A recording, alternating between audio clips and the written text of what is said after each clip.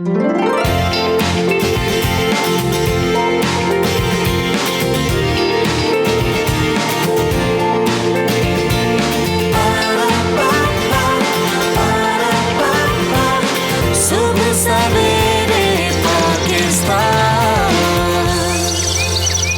हम corona virus के हवाले से, जैसे कि हमारा पहला सेगमेंट होता है, उसमें गुफ्तगू करेंगे और ये जानने की आज सबसे ज़्यादा कोशिश करेंगे कि एक तो जो केसेस की तादाद है वो बढ़ रही है, उसके बाद जो क्वारंटाइन करने के लिए ज़्यादातर लोगों को कहा जा रहा है कि अगर उनके घर में फैसिलिटी है तो वो क्वारंटाइन अपने घरों में कर सकते हैं, आइसोलेशन अपने घरों में कर सकते हैं।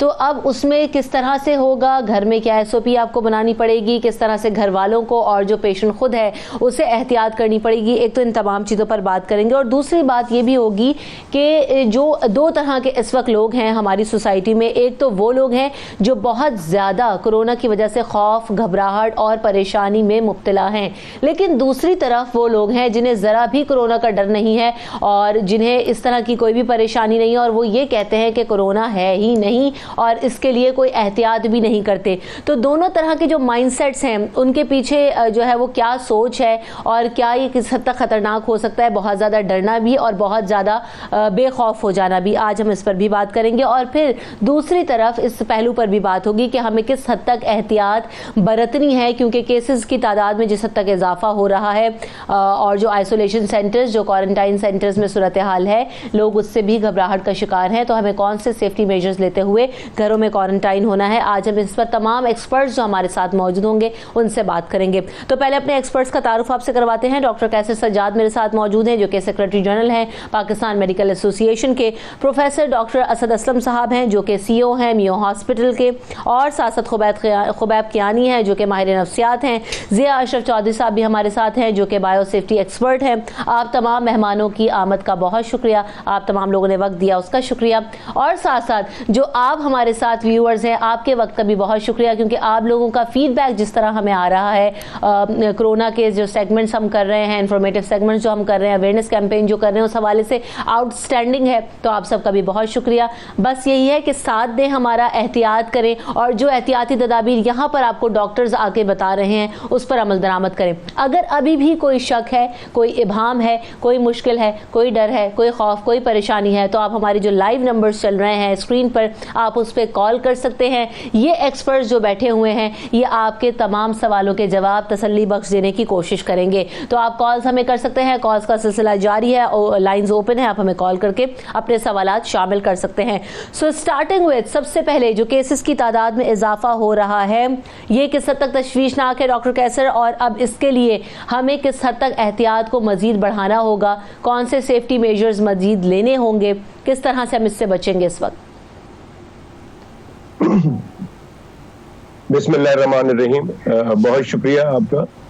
देखिए, जिस तरह के हम पहले से कहते आए हैं कि इस बीमारी में सिर्फ और सिर्फ एक ही बात रह गई है, एहतियात।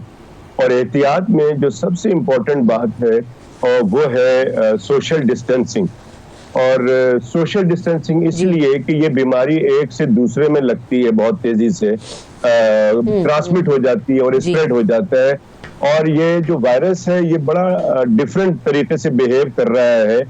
किसी के साथ जो है वो इतना क्विक रिएक्शन हो रहा है कि लोग 2 दिन 3 दिन में इंतकाल कर जाते हैं क्रिटिकल होके, और कुछ लोगों में तो कुछ ये बीमारी के सिम्टम्स आते हैं और आने के बाद थोड़े से बीमारी होती है, 2 दिन बाद वो सेटल हो जाते हैं और 14 दिन बाद वो नेगेटिव हो जाते हैं। इसके बाद जो है वो कुछ लोगों को तो कोरोना हो भी गया, उनको पता भी नहीं चला। लेकिन जो अब हालात हुए हैं, जो कल हमने देखा पूरे पाकिस्तान में, वो बहुत ही ज्यादा तशवीशनाक है, जिसका कि हम पहले से एक्सपेक्ट कर रहे थे कि हमारे यहाँ लोगों में इतनी अवेयरनेस नहीं है, इतनी अपनी सेहत को ख्याल करने की इतनी वो ख्याल करने की बात नहीं होती है, तो लिहाजा हमें डर था कि ये होगा। तो हमने देखा कि लोग बगैर मास्क के, बगैर किसी ऐसी SOPs को फॉलो कर रहे थे। बहुत ज्यादा हमें परेशानी है, हमें डर है कि अब जैसे रोजाना 1000 से ज्यादा 1500 केसेस हो रहे हैं, तो अब अगर यही रवैया रहा, जो कि लग रहा है कि ईद तक अगर दुकानें खुली रहती हैं और इसमें मजीद लोग घर से बाहर निकलेंगे, तो मैं समझता हूँ कि ये नंबर ऑफ केसेस बहुत बढ़ेंगे और बहुत ज्यादा इसमें प्रॉब्लम आपको आ सकती है। और क्योंकि हमारे पास हॉस्पिटल्स में वो फैसिलिटीज मौजूद नहीं है, हमारे पास वो स्टाफ मौजूद नहीं है, हमारे डॉक्टर्स भी बीमार होके घर पे आइसोलेट हो रहे हैं। सुबह सवेरे पाकिस्तान,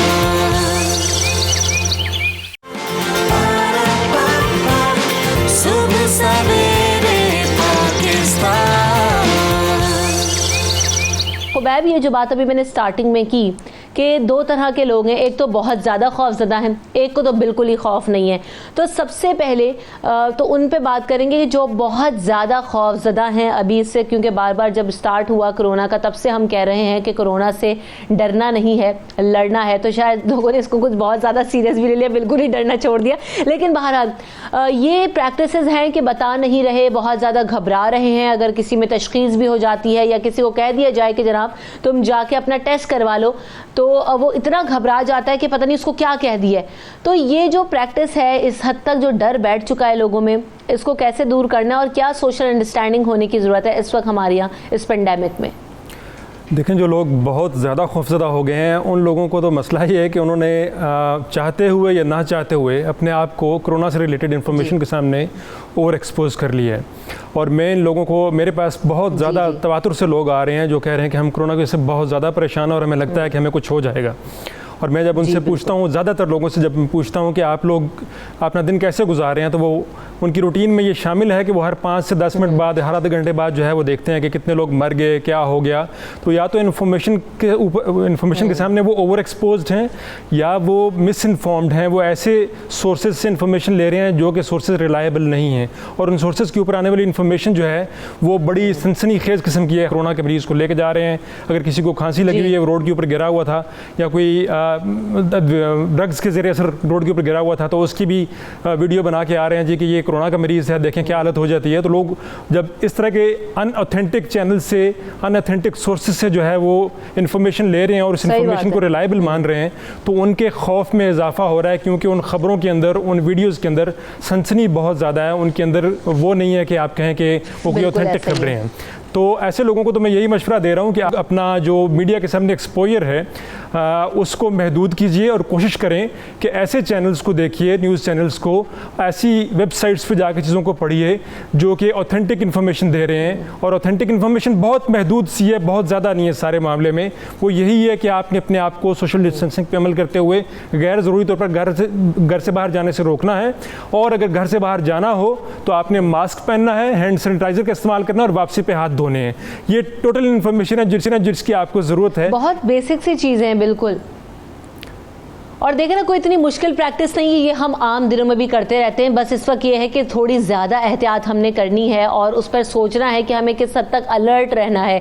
दूसरी तरफ ज़िया अशरफ चौधरी साहब भी हमारे साथ हैं जो कि बायोसेफ्टी एक्सपर्ट हैं। ज़िया अशरफ चौधरी साहब, अब ये जो बात हो रही है कि घरों में क्वारंटाइन कर सकते हैं, इजाज़त भी दी गई है, पंजाब में भी, सिंध में लोग ऑलरेडी कर रहे हैं, तो SOPs क्या होने चाहिए, प्रिवेंटिव मेजर्स क्या होने चाहिए, किस तरीके से लोग घरों में आइसोलेट हों या क्वारंटाइन टाइम जो है अपना वो पूरा करें, कितनी हद तक एहतियात करनी होगी? जी, बिस्मिल्लाहिर्रहमानिर्रहीम, अस्सलाम वालेकुम। इसके बारे में हमने पहले भी जब स्टार्ट हुआ था, जो कोरोना शुरू हुआ था, तो हमने इसके बारे में पहले भी बात की थी कि होम क्वारंटाइन या होम आइसोलेशन किस तरह से कर सकते हैं। तो इसको थोड़ा सा डिटेल से आज हम डिस्कस कर लेते हैं कि होम क्वारंटाइन के लिए जो पेशेंट है या जो सस्पेक्टेड पेशेंट है या कंफर्म पेशेंट है जिसको हमने होम क्वारंटाइन करना है, घर में आइसोलेट करना है, कोशिश करें कि उसको जो कमरा डेजिग्नेट करना है वो घर का आखिर वाला कमरा हो। इससे मेरा मुराद ये है कि जैसे हम पहले एंटर होते हैं तो गैराज आता है, उसके बाद टीवी लाउंज, आगे जो बेडरूम, लास्ट वाला बेडरूम है वो उसका हो, ताकि जो बाकी सारे लोग आने वाले हैं उसकी आपस में ज़्यादा इंटरेक्शन ना हो सके। दूसरी चीज़ ये है कि कोशिश करें कि उसके साथ अटैच वाशरूम भी हो ताकि वही वाशरूम को यूज़ करें, दूसरा वाशरूम आपस में कंटेमिनेट या मिक्सअप ना हो। तीसरी चीज़ आती है उसके SOPs की। SOPs में अब 2 तरह की चीज़ें आती हैं, एक पेशेंट ने क्या करना है, दूसरा जो उसकी केयर करने वाले हैं उन्होंने क्या करना है। तो सबसे पहले हम बात करते हैं कि पेशेंट ने क्या करना है। पेशेंट ने पहनना है मास्क। मास्क पहनना इसलिए ज़रूरी है ताकि जो मुँह से उसके जो नीक है या कोई भी पानी के या हवा के ज़रात है वो दूसरे अपने उसके केयर करने वाले लोगों तक ना पहुँचे। दूसरा, उसने हैंड सैनिटाइजर अपने पास रखना है। कोई भी चीज़ इस्तेमाल करने से पहले भी उसने अपने हाथ सैनिटाइज करने हैं, चीज़ इस्तेमाल करने के बाद भी उसने अपने हाथ सैनिटाइज करने हैं। उसके अलावा अल्कोहल पाइप्स या सैनिटाइजर के जो स्टीम के इस्तेमाल की चीज़ें हैं उस पर भी वो लगा के उसको साफ कर सकता है। फॉर एग्जाम्पल, वो मोबाइल इस्तेमाल कर रहा है तो उसको वो सैनिटाइजर के ज़रिए उसको मोबाइल को भी सैनिटाइज कर सकता है। तीसरी चीज़ आती है उसके वाशरूम के इस्तेमाल की। तो वाशरूम उसको चाहिए कि एक ही जो उसको डेजिग्नेट किया गया है, जो अटैच वाशरूम है, उसी को वो इस्तेमाल करे। वाशरूम जाने से पहले वाशरूम में हाथ सैनिटाइज करके जाए, उसके बाद वाशरूम इस्तेमाल करे, उसके बाद अच्छी तरह से साबुन और पानी के साथ अपने हाथ धो के आए। उसी तरह से जिस तरह से हमने पहले भी डिस्कस किया था कि एटलीस्ट 20 सेकेंड जो है हाथ धोने हैं।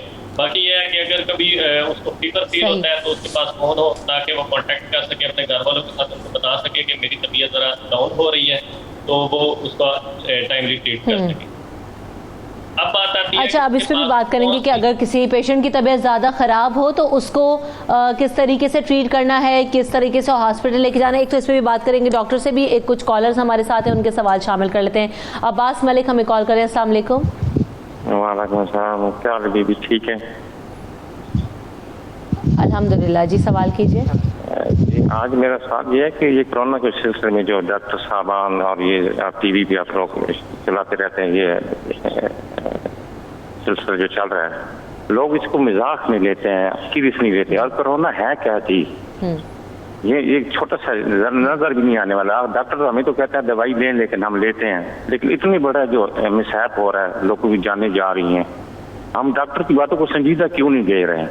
आप डॉक्टर भी तो हमारे पाकिस्तान के हैं ना, हमारी खिदमत करते हैं, जाने लड़ा रहे हैं।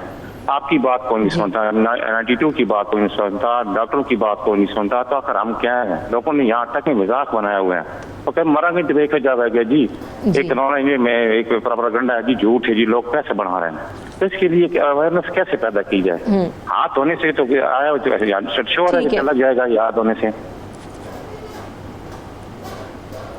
बहुत शुक्रिया अब्बास, आपने कॉल की और वो दर्द महसूस हुआ जो यहाँ पर हम कोई 1.5-2 महीने से बैठ के बोल रहे हैं। तो किसी कॉलर में तो मुझे वो दर्द महसूस हुआ कि शायद वो जो दर्द और वो जो पेन है यहाँ हमारे डॉक्टर्स को और हमें महसूस होता है कि इतने दिनों से लोगों को ये बात कह रहे हैं, लोग समझ नहीं रहे। मिनहाज हमारे साथ एक कॉलर है, उनका सवाल भी शामिल कर लेते हैं। अस्सलाम वालेकुम। वालेकुम अस्सलाम। मैडम, मैंने डॉक्टर साहब से ये पूछना है कि जो मरीज एक बार इस मर्ज में चला जाता है, हेलो जी जी हम सुन रहे हैं, कहिए। मैं ये जानना चाह रहा हूँ कि जो मरीज एक बार इस मर्ज में मुब्तला हो जाता है, क्या वो ठीक होने के बाद भी इस मर्ज में दोबारा जा सकता है? ठीक है, थैंक यू फॉर कॉलिंग। सबसे पहले अब्बास मलिक का जो सवाल आया, खुबैब कि किस तरह लोगों को समझाया जाए। इस कौम का मिजाज यही है कि बार बार कहा जा रहा है, लेकिन इस कदर ढिठाई पे उतरे हुए हैं कि समझ में नहीं आ रही लोगों को। तो अब और क्या किया जा सकता है और ये माइंडसेट कैसे तब्दील होगा खुबैब? देखें, ये माइंडसेट बना तो इस तरीके से हुआ है कि उन लोगों में मैं ये रवैया ज़्यादा देख रहा हूँ जिनके मोहल्ले में, जिनके जानने वालों में से अभी तक किसी को कोरोना डायग्नोज नहीं हुआ, और वो इस एक छोटे से रीज़न को लेके वो समझते हैं कि कोरोना का वजूद ही नहीं है, और पूरी जो एक इंटरनेशनल लेवल की और नेशनल लेवल की इमरजेंसी चल रही है उस सारी इमरजेंसी को डिनाई कर रहे हैं। तो मेरा ख़्याल है कि यहाँ पर हमें इस चीज़ को मानना चाहिए कि आवाम की सतह पे हो या इदारों की सतह पे, हमारे पास तरबियत याफ्ता अफराद की कमी है, और जो हमारा एक कलेक्टिव कौमी शऊर होता है उसके अंदर भी हम जो है हमें बहुत सारा काम करने की भी मज़ीद ज़रूरत है, ताकि इस तरह की इमरजेंसीज़ के अंदर कम अज़ कम हम इस तरह के बेवकूफ़ाना किस्म के, मैं इसको कहूँगा कि रवैये जो हैं उनका मुज़ाहरा ना करें।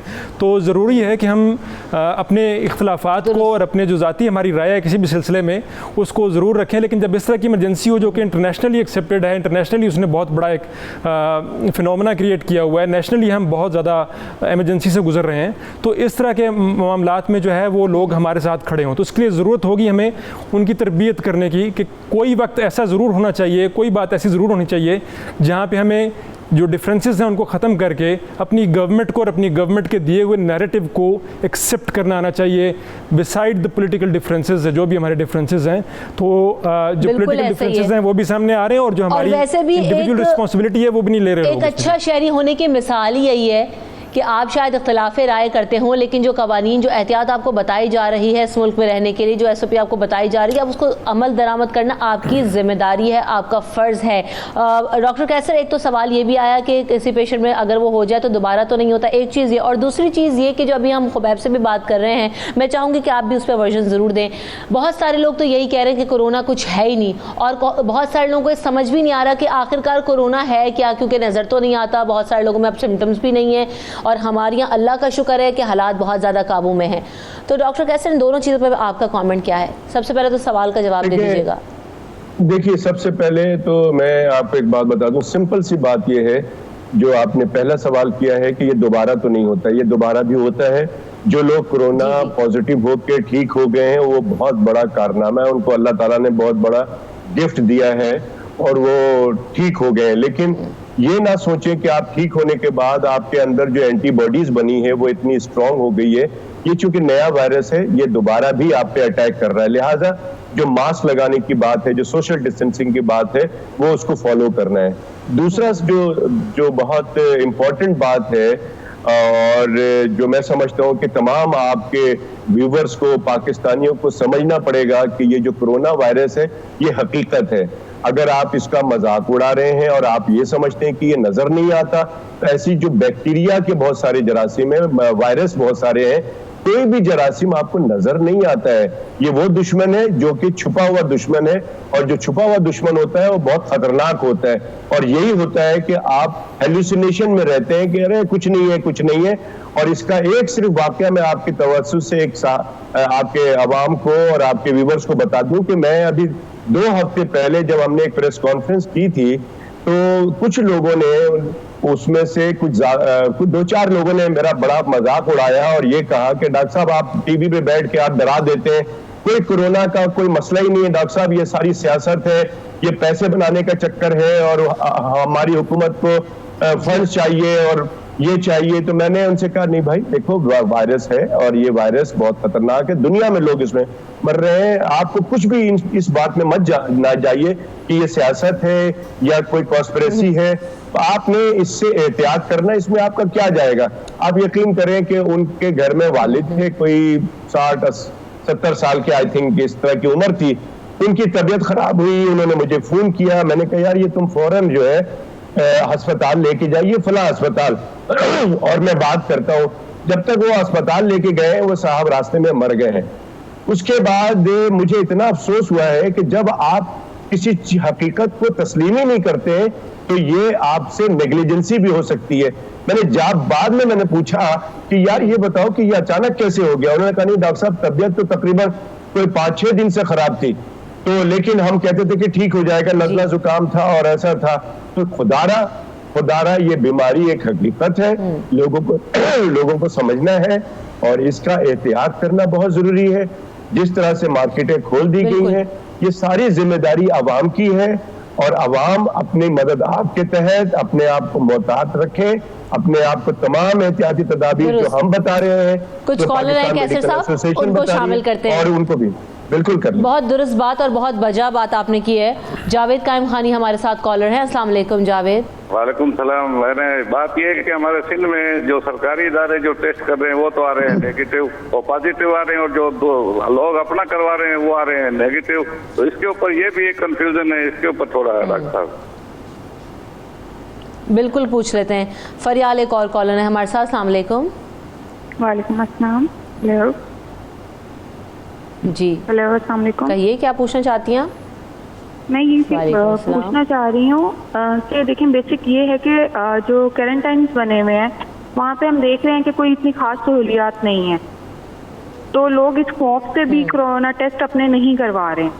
तो हमें इसमें मतलब क्या करना चाहिए कि लोग इस खौफ से भी कि हमें उठा के वहाँ ले जाएंगे अगर हमारा पॉजिटिव आ जाता है, तो लोग इस डर से भी अपने खुद को घर में आइसोलेट करें, इससे वो दूसरी जगह उनको फैल रहा है। और मतलब ये चीज़ बहुत ज़्यादा फैलती जा रही है। सही है, मैं इस चीज़ पे थोड़ा सा आपको कोई बात सही है। तो सबसे पहले इसी सवाल का जवाब ले लेते हैं जिया अशरफ साहब। एक तो ये क्वारंटाइन सेंटर्स में जो सूरत हाल है उससे लोग डर खौफ की वजह से टेस्ट भी नहीं करवा रहे, और फिर दूसरी तरफ ये कि क्वारंटाइन सेंटर्स में चूँकि बड़े मसाइल हैं, तो क्या होम आइसोलेशन फिर बेहतर है, लेकिन डायग्नोज कराना बड़ा ज़रूरी है कि आपको कोरोना है या नहीं अगर आप में सिम्टम्स हैं।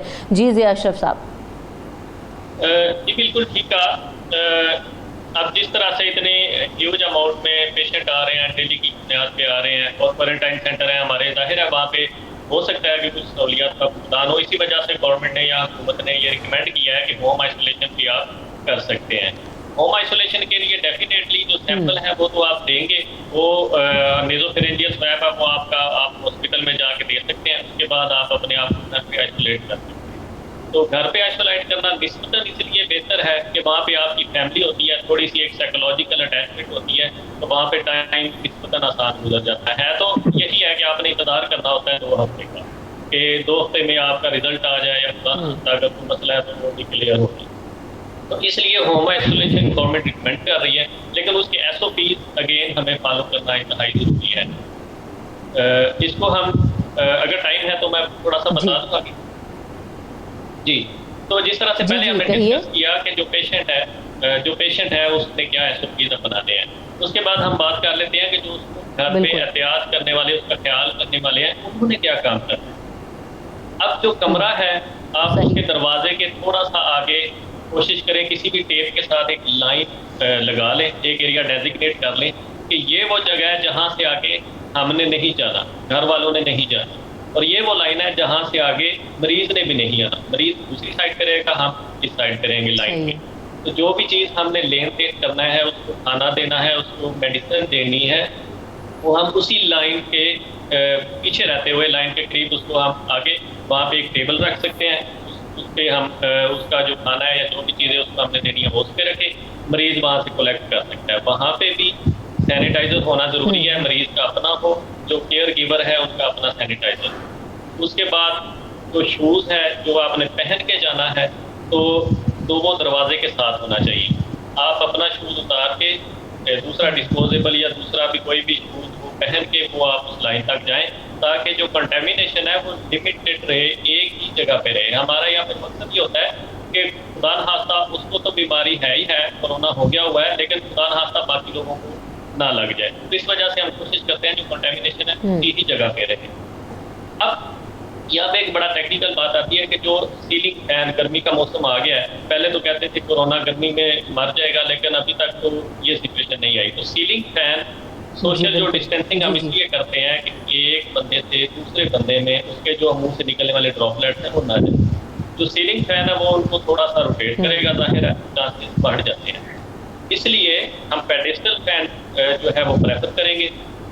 उस लाइन जो लाइन हमने अभी डिस्कस की कि रूम के अंदर होनी चाहिए, वहाँ पे पेडिस्टल फैन रखा हुआ हो और उसका फेस हो पेशेंट की तरफ। उससे ये फ़ायदा होगा कि जो पेशेंट के मुंह से निकलने वाले ज़रात हैं वो हमारी तरफ नहीं आएंगे, वो अपोजिट साइड पे ही जाएंगे। ये बचा सकता है केयर गिवर्स को, जो घर में उसका ख्याल करने वाले हैं, उनको बीमार होने से बचा सकता है। दूसरा, पेशेंट के अपोजिट साइड पे एग्जॉस्ट फैन लगा हुआ हो तो बहुत अच्छा रह जाएगा कि एग्जॉस्ट से जो उसके सांस और सारे ड्रॉपलेट्स हैं वो बाहर की तरफ जाए। जी, तो यानी वेंटिलेशन का अच्छा ख्याल रखना जरूरी है ताकि हवा क्रॉस होती रहे। जी जी डॉक्टर कैसर, आप बिल्कुल ज़रूर कमेंट कीजिएगा। वैसे डॉक्टर असद असलम साहब ने भी हमें ज्वाइन कर लिया है, उनको भी पहले शामिल कर लेते हैं, उसके बाद डॉक्टर कैसर आप बिल्कुल ज़रूर कमेंट कीजिएगा। असद असलम साहब वेलकम टू द शो। सबसे पहले जो अभी हम बात करें, आपसे हॉस्पिटल के हवाले से भी बात होगी, लेकिन इस वक्त जो सिचुएशन है और जो गुफ्तगू चल रही है वो होम आइसोलेशन और होम क्वारंटाइन के हवाले से चल रही है। तो इज़ दैट सेफ? क्योंकि हॉस्पिटल कैपेसिटी को भी हमने देखना है, नंबर ऑफ पेशेंट्स भी बढ़ रहे हैं और SOPs पे भी जिया अशरफ साहब से बात हुई है कि किस तरीके से कर सकते हैं। तो आपकी नज़र में कैसा फैसला है, ये दुरुस्त है? जी बिल्कुल, ये बड़ा खुशाइन फैसला है। इसके दो पहलू हैं। पहला पहलू तो मरीज़ की ज़हनी कैफियत भी ज़हन में रखनी है, क्योंकि 14 दिन और 21 दिन या कई दफ़ा 1 महीने तक हॉस्पिटल में रहना पड़ता है, और वो बड़ा ही एक किस्म का मेंटल टॉर्चर साबित हो रहा है पेशेंट के लिए। वो बड़े एजिटेटिव हो रहे हैं, बड़े अग्रेसिव हो रहे हैं, तो उनके लिए एक होम आइसोलेशन की जो ऑप्शन है उनके ज़हनी सुकून के लिए बहुत ही अच्छा मुफीद साबित होगी। और दूसरा जहाँ तक ताल्लुक है हॉस्पिटल के लोड का, और ये भी 90% 95% पेशेंट बिल्कुल एसिम्टोमेटिक माइल्ड सिम्टम के साथ हैं, तो उनको भी हॉस्पिटल में रहने की ज़रूरत नहीं है। वो घर में रह के भी अपनी होम आइसोलेशन व क्वारंटाइन पूरी कर सकते हैं। कुछ शराइत हैं जो बाकायदा उसमें हमने प्रिंट किए हैं कि किन किन शराइत को पूरा करेंगे तो वो लोग होम आइसोलेशन पर जा सकते हैं। सही। तो चूंकि हम ये गाइडलाइंस भी आपसे पूछेंगे कि इजाज़त किस बुनियाद पर मिलेगी, इस पर भी बात होगी, लेकिन चूंकि मुझे ब्रेक की तरफ बढ़ना है, ब्रेक वापस आएंगे तो डॉक्टर कैसर भी कुछ कहना चाह रहे थे, उनसे भी बात होगी और इन गाइडलाइंस के हवाले से भी आपसे गुफ्तगू करेंगे। ब्रेक लेते हैं, ब्रेक के बाद हाजिर होंगे, हमारे साथ रहिए। सुबह सवेरे पाकिस्तान,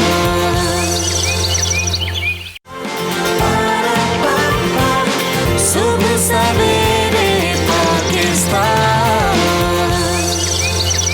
सुबह सवेरे पाकिस्तान में आपको एक बार फिर कहेंगे खुशामदीद। डॉक्टर कैसर, आप कुछ कमेंट करना चाह रहे थे होम आइसोलेशन के हवाले से, फरमाइए। जी, मैं सवाल जो खातून का था उस पर रिस्पॉन्ड करना चाहता हूँ कि एक तो ये है कि जो वो कह रही थी कि जो परेशानी लोगों को जो घर में होते हैं, आइसोलेट करते हैं, जब उनको पता चल जाता है कि जी कोरोना पॉजिटिव को, तो वो बताते नहीं है। उनकी तबीयत घर पे ही खराब रहती है तो वो बताते नहीं है। तो this is very serious issue, और इसमें बहुत सारे लोग इंतकाल भी कर गए। उसकी वजह ये है कि उनको परेशानी ये होती है, डर ये होता है कि पुलिस आ जाएगी, मोबाइल आती है, फिर वो ले जाते हैं, तो महल्ले में पता होता है कि अच्छा ये घर तो कोरोना का पेशेंट। इस स्टिग्मा को खत्म करने है, हुकूमत से हमने बात की है, और ये मैं दरखास्त करूंगा दोबारा आपके तवज्जुह से कि ये स्टिग्मा को खत्म किया जाए, और हुकूमत खत्म कर सकती है ये दहशत और ये सारी चीजें, इसको खत्म करना होगा।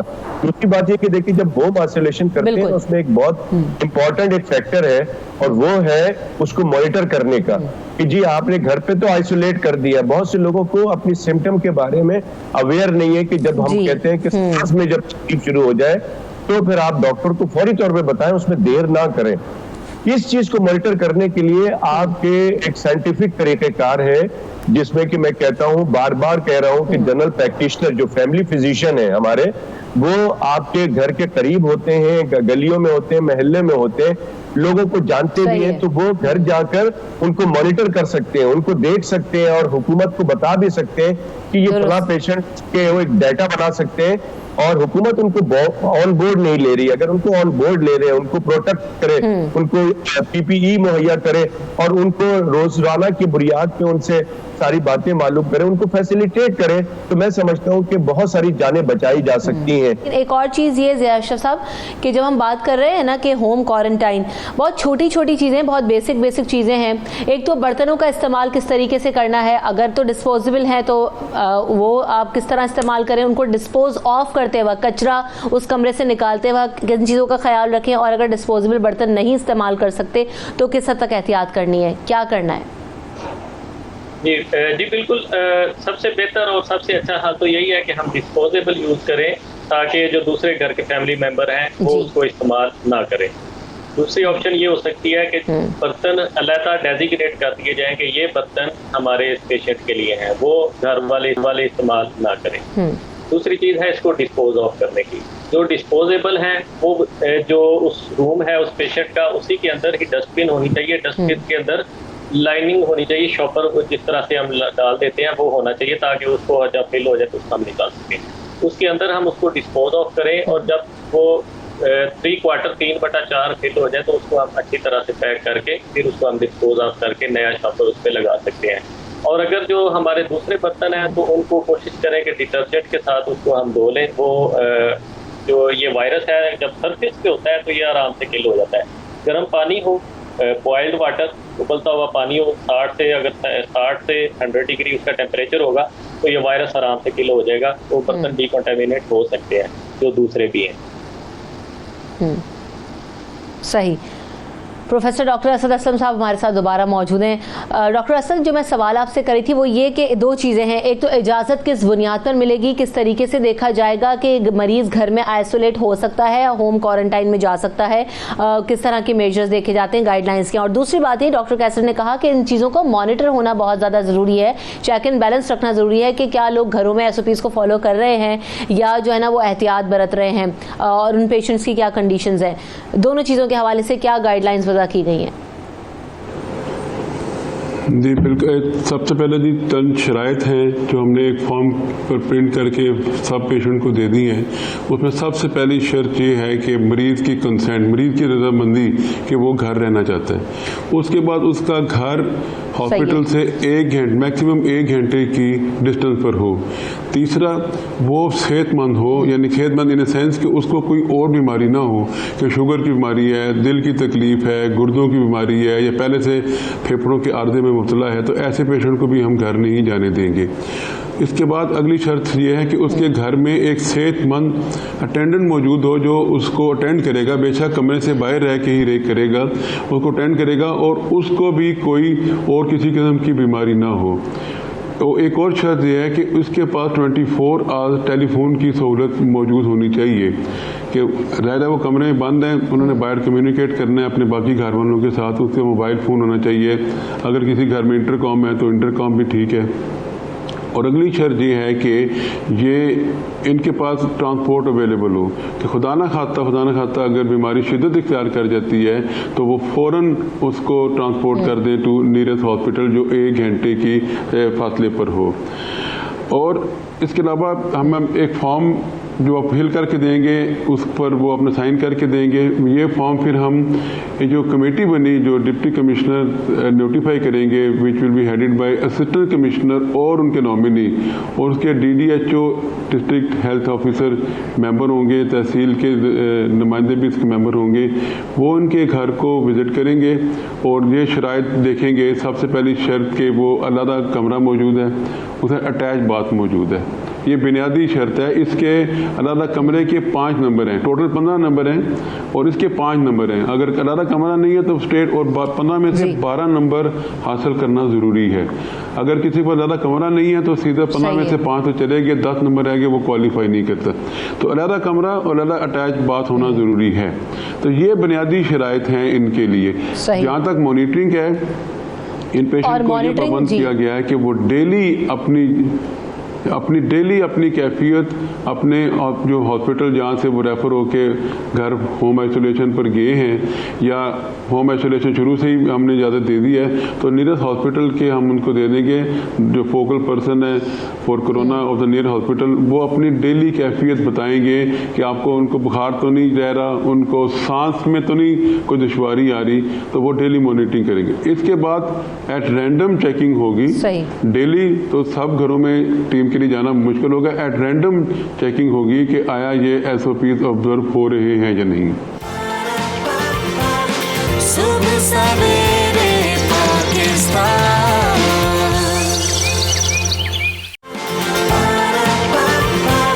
सुबह सवेरे पाकिस्तान।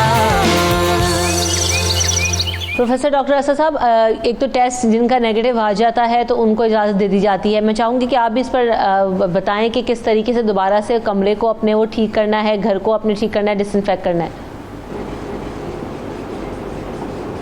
बिल्कुल, पहले मैं थोड़ा सा डॉक्टर फैसल साहब की तारीफ करूंगा कि लोगों को ये ध्यान में रखना चाहिए कि जो टेस्ट हम करते हैं कोरोना के लिए उसकी रिलायबिलिटी 65% to 70% होती है। तो अगर नेगेटिव आ जाए तो इसीलिए हम उनको दोबारा टेस्ट कराते हैं 24 घंटे के वक्फे से कंफर्म करने के लिए कि वाया नेगेटिव है, तो तब हम घर भेजने जाते हैं। गलतफहमी में घर नहीं भेजना चाहते कि ताकि वो जाके बाकी लोगों को इन्फेक्ट ना कर दें। जहाँ तक डिसइंफेक्शन का ताल्लुक है कि अब मरीज सेहतयाब होकर घर चला जाता है, हॉस्पिटल में तो हम उस कमरे को, उस एयर बेड को पूरी तरह तो चादर वगैरह चेंज करते हैं। लेकिन ये सेपरेट आइसोलेशन इन होम की बात हो रही है, तो उसमें जो फर्श हैं उनको क्या नाम उसका, जब मरीज सेजअप हो जाएगा उसके बाद हमने उसको डिसइंफेक्ट करना है। तो क्लोरीन कैफी हम वॉश करते हैं, क्लोरीन का स्प्रे भी करते हैं कमरों में, हाइड्रोजन पेरोक्साइड से भी उसको वॉश करते हैं। और जो बेड लिनन है उसको, जैसा मेरे साथी ने बताया कि बड़े उसको ब्लीच, बॉइलिंग वाटर में ब्लीच डाल के तो उसको हम डिसइंफेक्ट कर सकते हैं। तो वो कोई इतना मुश्किल काम नहीं है, घर में रह के भी हम इसको डिसइंफेक्ट कर सकते हैं। उसका ज़रूरी नहीं कि हम उनके सारे लिनन और सारे पर्सनल बिलोंगिंग को हम पैक करके तो इन्फेक्शियस वेस्ट की तरह हम हॉस्पिटल भिजवाएँ तो वहाँ पर इसको डिस्पोज ऑफ करें। तो लिनन वगैरह घर में भी हो सकती है। और जो चीज़ें हैं जो डिस्पोजेबल उनका खाना जिस बर्तनों में जाएगा, हाँ उनको बड़ी अच्छी तरह पैक करके, उनको ऐसे पैक करके उनको सही तरीके से डिस्पोज ऑफ करना है। ये ना कि वो आप बाकी घर के वेस्ट के साथ उसको डिस्पोज ऑफ कर दें, वो फिर और एक चैनल बन जाएगा वो स्प्रेड करने का। तो उसके लिए ख़ास एहतियात करनी पड़ेगी। तो डिस्पोजेबल बर्तनों का वेस्ट का अलग तरीका होगा और जो दूसरे बर्तन, दूसरी क्रॉकरी है उसको भी डिसइंफेक्ट करने का एक अलग तरीका इस्तेमाल करना पड़ेगा। तो सही, ठीक है। तो खुबैब कियानी, जाते जाते क्योंकि अब वक्त भी कम रह गया है, तो हमें एक तो इस पेंडेमिक में अपने आप को काम कैसे रखना है, स्ट्रेस को कैसे रिलीफ करना है, क्योंकि ऑलरेडी बहुत सारी सिचुएशन है, सिर्फ कोरोना से रिलेटेड डर नहीं है, फाइनेंशियल क्रंच आ गया है, पूरी दुनिया में जो इकॉनमी की सूरत हाल है, बिजनेस कम्युनिटी बहुत ज़्यादा परेशान है कि आखिरकार क्या होगा, डेली वेजर्स के बुरे हालात हैं, घरों में राशन नहीं है। तो ऐसे में सूरत हाल गंभीर होती जा रही है। तो कैसे अपने आप को जो है ना वो काम रखा जा सकता है, बेहतर किया जा सकता है इस वक्त सूरत हाल को? देखिए, परेशानी की बात तो बहुत सारी है कि हमें कोरोना के बारे में, इसकी ट्रीटमेंट के बारे में भी कुछ खास नहीं पता। एक परेशानी ये है, और दूसरी परेशानी के साथ जुड़ी हुई जो है वो ये है कि लंबे अरसे के लिए हमारे जो फाइनेंशियल मामलात थे वो जो हैं वो एट स्टेक हैं। तो परेशान तो बहुत सारे लोग हैं। इसका मतलब ये होगा कि हमें एक तो कोरोना की जो रिसेंट डेवलपमेंट्स हैं उनके बारे में पता होना चाहिए। वो आप रात को तबाह खबरों से जान के पढ़ सकते हैं, जान सकते हैं। और फाइनेंशियल मामलात में आपको अपने खर्चे जो हैं उनको कंट्रोल करना पड़ेगा ताकि आप जो है थोड़ा सा ज़्यादा लंबे अरसे के लिए सर्वाइव कर सकें। और जो इदारे मैं कहता हूँ कि मुलाजमीन को इस टाइम पे रिलीफ दे सकते हैं, उनको रिलीफ देने की कोशिश करनी चाहिए। और इंडिविजुअली भी हमें काम फील करने के लिए ज़रूरी है कि हमारे पास दिन गुजारने के लिए एक रूटीन हो। रूटीन लेस दिन आप जिस दिन भी गुजारने की कोशिश करेंगे इन दिनों में, उस दिन आप परेशान महसूस करेंगे। कोशिश करें अपनी एक रूटीन डेवलप करें घर के अंदर ही, और उस रूटीन के ऊपर अमल करें और अपने घर वालों से बातचीत करें, डिजिटल सोशलाइजेशन करें, अपने दोस्तों से, अपने प्यारों से फ़ोन पे या स्काइप के थ्रू बात कीजिए, और ताकि आप जो है अपनी परेशानियों को वेंट आउट कर सकें, उनको आप निकाल सकें, जैसे कि आप उनको लेकर अपने जहन को या अपने आप को परेशान करते रहें। जी बिल्कुल, बहुत बेहतर है कि यही कि इस टाइम को और बेहतर तरीके से यूटिलाइज़ करने की कोशिश करें कि जो वक्त हमें नहीं मिला, आज मिल गया है तो हम उसे अवेल कर लें। डॉक्टर कैसर सज्जाद साहब, आप क्या कहेंगे इस वक्त के किस हद तक, जैसे कि हमने स्टार्ट किया था कि केसेस बढ़ रहे हैं तो एहतियात भी बढ़ानी पड़ेगी, मार्केट्स ओपन हो गई हैं, मार्केट्स वगैरह जाते वक्त और रश से बचने के लिए क्या किया जाए और कितना अवॉइड करना पड़ेगा हमें? देखिए, मैं समझता हूँ कि तमाम लोगों को समझना पड़ेगा कि ये बीमारी है और जानलेवा बीमारी है।